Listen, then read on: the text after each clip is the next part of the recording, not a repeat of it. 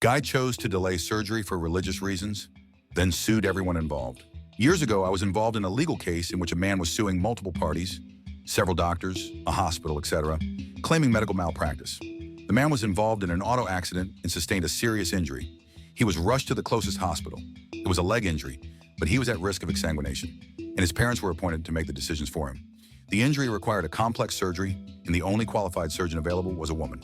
The patient refused, citing his strong religious beliefs, which dictated men could only physically touch their wives or close relatives, such as their mother. The medical team figured he was delirious from the trauma and asked the parents to weigh in. The parents said they wouldn't violate their religion and a male surgeon should be brought in. The hospital explained there were only 2 surgeons on their staff with the training for such an operation, and both were women.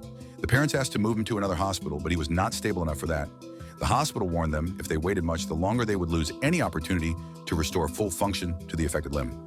And the hospital even brought in an imam from hospital chaplaincy to reason with the family that it was permitted for this religious law to be set aside in instances of emergency or necessity. The parents and son refused. It took time to locate a male doctor trained to do the particular surgery, get him temporary privileges at this hospital and such. By the time the surgery was cleared to happen, the patient's leg had to be amputated. Patient sued everyone involved, claiming they should have saved his leg. I was not directly involved in that aspect of the case, thankfully.